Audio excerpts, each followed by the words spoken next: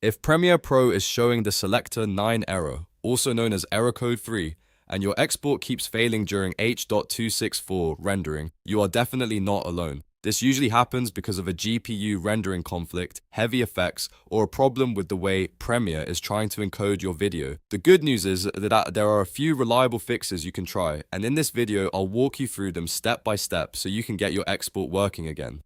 And before we jump in, if this tutorial helps you out, make sure to hit like and subscribe for more Premiere Pro fixes, editing tips, and fast workflow guides. Let's start with the first and often most effective fix, switching Premiere Pro to software rendering.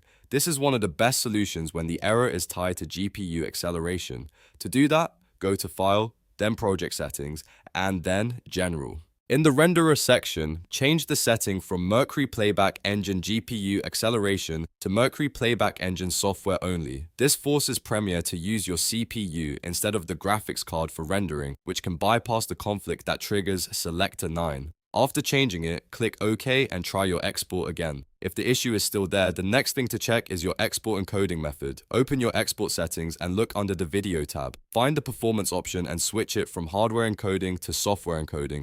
This is especially useful if the error appears when exporting H.264 files. Hardware encoding is faster, but on some systems it can cause instability, and switching to software encoding often makes the export much more reliable. It may take a little longer, but it can save you from repeated export failures. Now let's move on to another common cause, effects that are too heavy for real-time export. If your sequence has clips with warp stabilizer, lumetri heavy grading, noise reduction, motion graphics, or other demanding effects, those can sometimes trigger the Selector 9 error. A great way to handle this is to use Render and Replace. Find the clips that are causing the problem, right-click them, and choose Render and Replace. Premiere will create a rendered version of those clips, which reduces the processing load during export. This is especially helpful on complex timelines with multiple effects stacked on top of each other.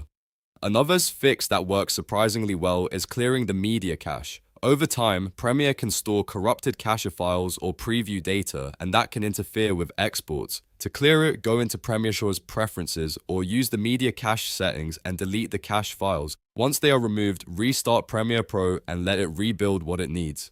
This simple step can fix strange rendering errors that seem to come out of nowhere, including Selector 9 and other export-related problems. If Premiere Pro still refuses to export properly, try using Adobe Media Encoder instead of exporting directly from Premiere. Send your sequence to Media Encoder and start the export from there.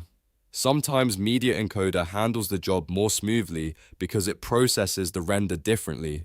This is a very practical workaround when direct export keeps crashing or stopping at the same percentage every time. If you've been stuck on the same error repeatedly, this step is absolutely worth trying. And here is one more advanced fix that can help if the problem is tied to preview rendering. Go to Sequence, then Sequence Settings, and change your video preview format to QuickTime. Then choose Apple ProRes 4 22LT as the codec. ProRes preview formats are often more stable for complex sequences and can help Premiere handle playback and export more reliably. This is especially useful when your project contains a lot of effects, layered footage, or high-resolution media. So to quickly recap, if you're getting the Premiere Pro Selector 9 render error, first switch to software rendering in Project Settings, then change export performance from hardware encoding to software encoding. If needed, render and replace heavy clips, clear your media cache, export through Adobe Media Encoder, and adjust your sequence preview format to ProRes. One of these fixes will usually solve the problem, and in many cases, the first two steps are enough to get you back on track. If this video helped you fix the error, please give it a thumbs up and subscribe to the channel for more Premiere Pro troubleshooting tutorials. Thanks for watching, and I'll see you in the next one.